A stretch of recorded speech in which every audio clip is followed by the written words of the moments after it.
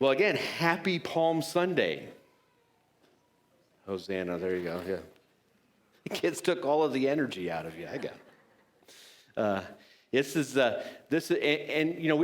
We love this day because there's almost a sense in which Palm Sunday is, for pastors of all of the days around Easter and stuff, Palm Sunday is probably the least stressful because the kids do most of the work most of the time on Palm Sunday. Or Easter is exciting, but there's just a lot of stuff going on.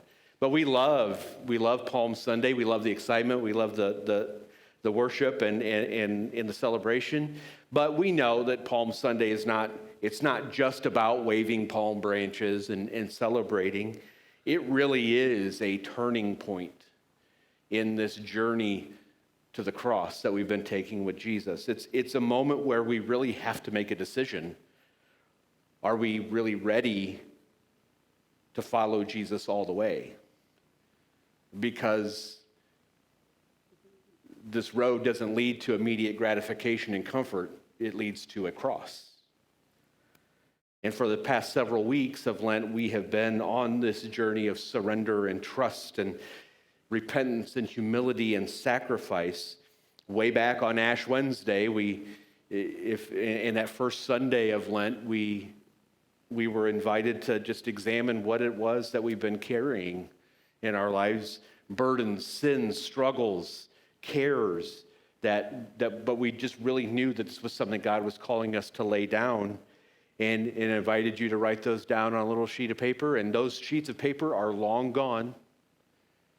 And then we exchanged those for these little jars of ashes, and I got mine in my pocket to carry around with us as a reminder of a couple of things. One, that those things that we surrendered don't belong to us anymore. We've given those to God. But it's also a reminder that God is at work even in those difficult places, even in the ashes of our lives. God is still at work bringing beauty and new life. But our journey isn't over yet. Before we can trade our ashes for beauty, we have to walk the last leg of this journey through Holy Week and through the pain of Good Friday and the confusion and silence of Holy Saturday before we can get to the joy of resurrection. And Palm Sunday really confronts us with a difficult question. Are we willing to keep walking with Jesus even when the road gets difficult?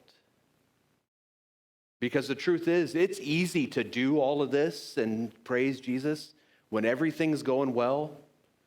It's easy to say Hosanna when it feels like Jesus has given us everything that we want, But are we still going to follow him when things don't go the way that we expected? Because the people shouting Hosanna today in our story, they're going to be shouting something very different by the end of the week. Crucify him. Jesus wasn't the kind of king that they expected or even ended up wanting. And so the question is, do we stay committed to Jesus only when he fits into our expectations or when the journey is easy? Or are we going to trust that even in our pain, even in our disappointments, and in our surrender, that God is bringing something beautiful? And so Palm Sunday is an invitation to walk with Jesus all the way to the cross, knowing that that's not the end of the road. This road doesn't end with death, it leads to new life. And so this morning, just for a brief time, I want to dive a little bit deeper into this story of Jesus' entry into Jerusalem and see what it teaches us about our own journey and road to beauty. So let's go back to that moment in Jerusalem. The streets are packed. This is one of the beginning of one of the biggest festival of the people of Israel, Passover. And so there's thousands, tens of thousands of Jews coming into the city. And they're already amped up for this festival, but this just seems to be a little bit more amped up because of who's coming into the city with them. Because they've heard all of the stories about this guy, that he's made blind people see. He's healed the sick. He's fed a huge crowd with just a few loaves and fishes, and he even raised a guy from the dead, and now he's coming into Jerusalem. And you can imagine that as they look at this man, this Jesus coming into the city, they have to start asking themselves, could this be what we've been looking for? I mean, they knew their scriptures. Because that's what they quote when they shout. They're quoting this prophecy that they know from Zechariah, where it says, "Rejoice, O people of Zion, shout in triumph, O people of Jerusalem. Look, your king is coming to you. He is righteous and victorious." So is this the moment? I mean, God's been silent for 400 years. Is he finally starting to speak? And that's just, I mean, really, in the course of history, that's a short span of time for them because they've been longing for this for generations and centuries. Could this be the Messiah that they've waited, who's coming to free them from Roman opposition, from their corrupt rulers, free to be God's people again and God's chosen nation? And so they do the one thing that comes natural to them in this moment. They grab palm branches and they start waving and shouting because it's a sign of victory and triumph. And they start shouting, Hosanna, which literally means save us. And there's a sense of urgency there. It means it's save us now. They don't want him to have to go through this whole process. They're hoping that he's coming into the city to deliver them right now. But the heartbreaking reality of this moment is, yes, Jesus is coming into the city to set them free, but not in any way that they're expecting. Because they miss the other half of that prophecy. Yes, Jesus is a king. Yes, he's coming. Yes, he's righteous and victorious. Yet, he's humble. Riding on a donkey, riding on a donkey's colt. If anybody caught the oddity of the scene of Jesus riding on a donkey, they didn't mention it. Because typically kings are supposed to ride into the city on war horses with chariots and with an army. Jesus is coming into the city on a pack animal. And one that's not even been a donkey's colt. One that's not even been trained to do work yet. Donkeys were a sign of humility. This king was different. They thought Jesus was coming into Jerusalem to take a throne. He was coming into Jerusalem to take a cross. They thought he was coming to overthrow Rome, but he was coming to overthrow sin and death.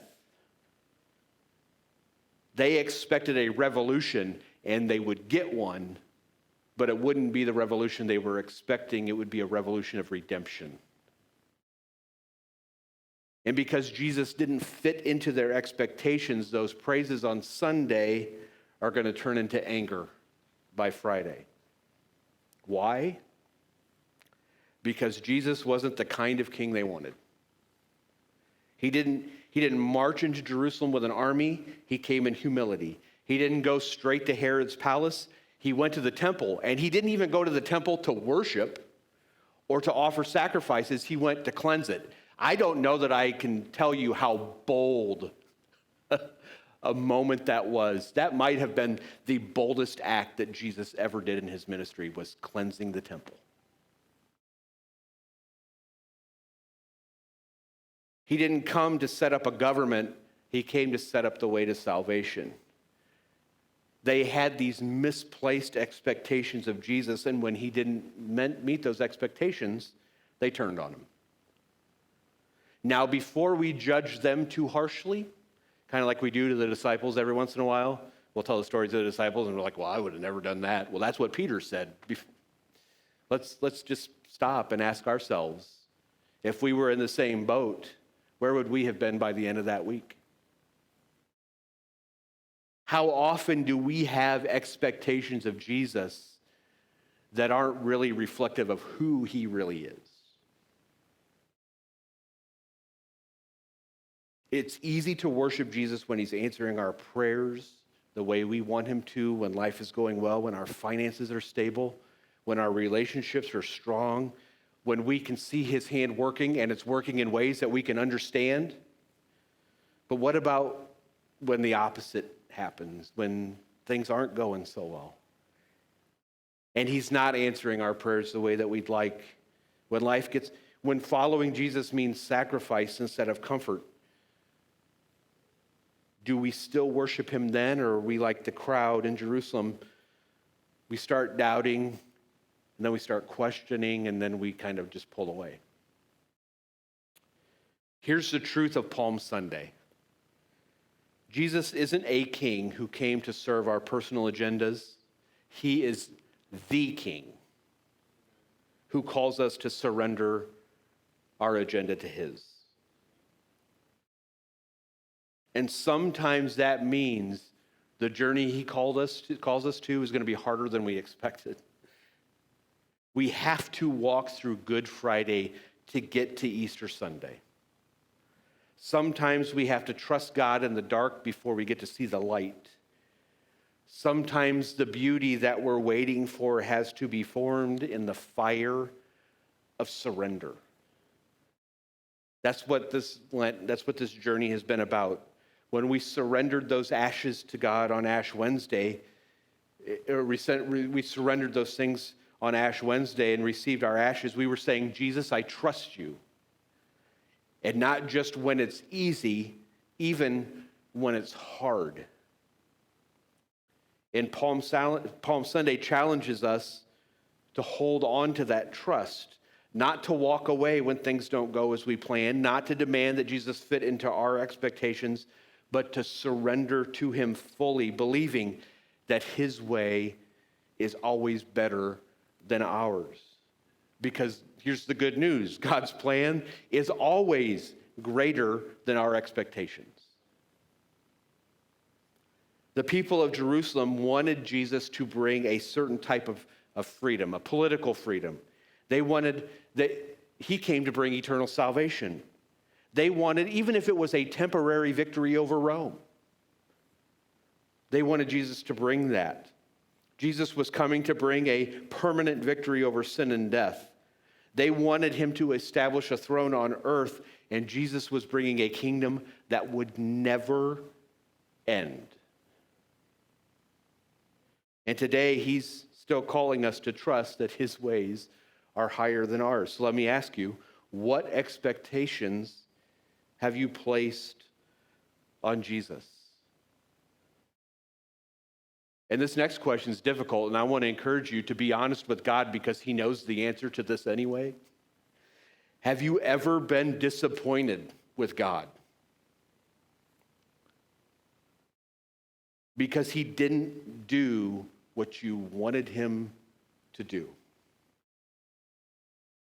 Are you willing to trust him even when the road to transformation leads through some difficulty and suffering first? Because here's what I know. I don't know a lot of things, but I know this. That the beauty that God is bringing from your ashes may not look like what you expect, but it will be better than anything you can imagine. Jesus is a king, but he's a king that leads us through a cross before we get to resurrection. And the thing that I'm thankful about with that is he doesn't send us to the cross. He went first. We don't go alone. As the crowd in Jerusalem shouted, Hosanna, Jesus could have in that moment, very similar to what he experienced at the beginning of this journey in the wilderness, he could have just soaked in that praise. He could have said, you know what, this is the moment. I could take the reins right here. He could have paused as he entered the city and just let it wash over him, but he didn't. Instead, he wept. Luke 19:41-42 says, but as he came closer to Jerusalem and saw the city ahead, he began to weep. How I wish today that you, of all people, would understand the way to peace. But now it's too late, and peace is hidden from your eyes. Jesus could see beyond the moment. He could see beyond the excitement. He knew that the people wanted a king, but they wanted a king on their own terms. And when he didn't fit into their expectations, he knew what was going to happen to him. This wasn't an accidental thing. He knew that this was the plan all along. He knew the religious leaders were already plotting his death. He knew where this road to Jerusalem was leading. It led to rejection, to suffering, and ultimately the cross, and yet he kept walking. I have never been pregnant, and therefore I'm very careful when I try to speak but I'm married to a woman who's been pregnant a few times, so I'm at least an armchair expert in pregnancy. One of the things about pregnancy is that it does sometimes involve discomfort, in suffering, in pain. But I will say that at least in pregnancy, as you get closer, there's some tangible evidence that something good is coming, right? How many of us are willing to follow Jesus even when we can't see what's on the other side of the hill, when there's no tangible evidence that there's beauty on the other side of those ashes? I think most of us, if we would have been in the situation that Jesus was in, I would have hopped off the donkey and ran the other way. Was the old saying, he who runs away lives to run away another day. It's my mantra.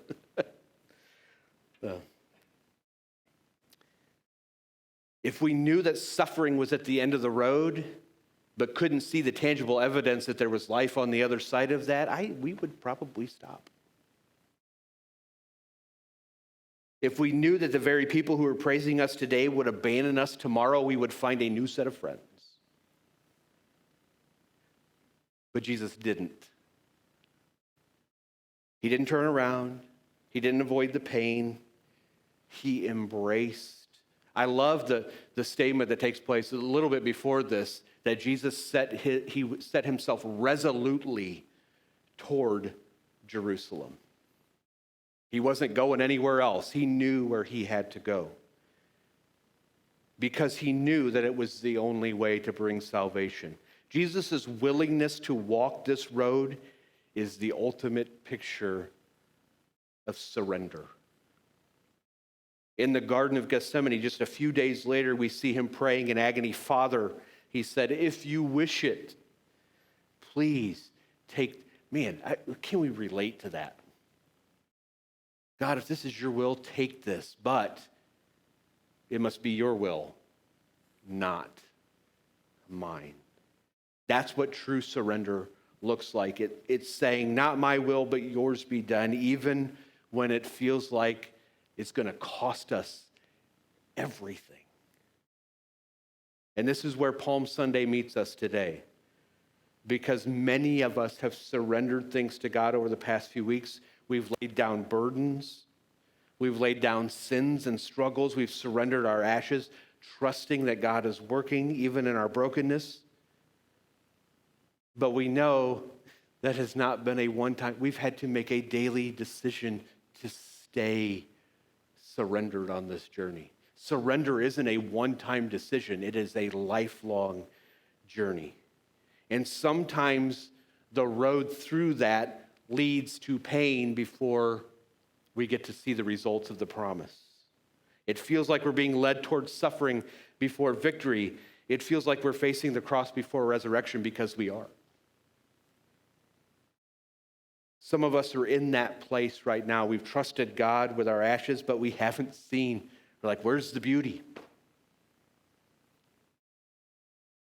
We've given something over to God, but the weight of that, it's like a phantom limb. It's haunting us.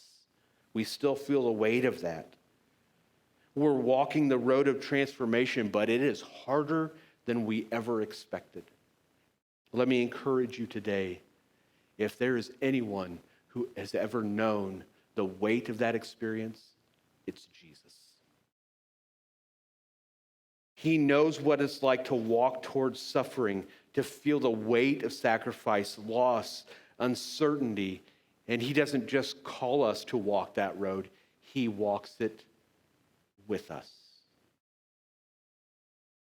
If you feel the weight of uncertainty, Jesus felt it too. If you are struggling with surrender, Jesus struggled in the garden. Father, if there is any other way to do this, I'm all ears. But I know there's not. I know this is what it has to be your will. If you feel abandoned or unseen, man, Jesus knows that personally. And yet, he kept walking. He surrendered fully to his Father, not because it was easy, but because it was necessary and he knew it was worth it. Would you just think back to what you surrendered to God at the beginning of this journey? What burdens, what wounds, what fears or sins did you bring to God? What ashes are you still carrying? Waiting for God to transform them. Right now, you might still be waiting. You might not see the beauty yet. You may still feel the weight of the process. But here's the thing. God is at work. 400 years of silence. God was at work. 3 days of darkness. Oh, to say God was at work in that moment doesn't seem to do it justice.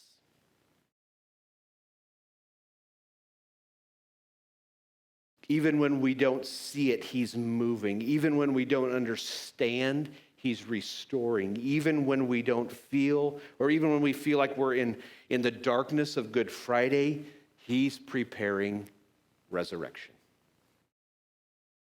The ashes aren't the end of your story. Beauty is coming. He's still turning mourning into joy. He's still replacing despair with hope. He's still bringing beauty from the ashes. The beauty is coming, and when resurrection comes, we will see Jesus has been working all along. And so my encouragement to you this week, don't rush.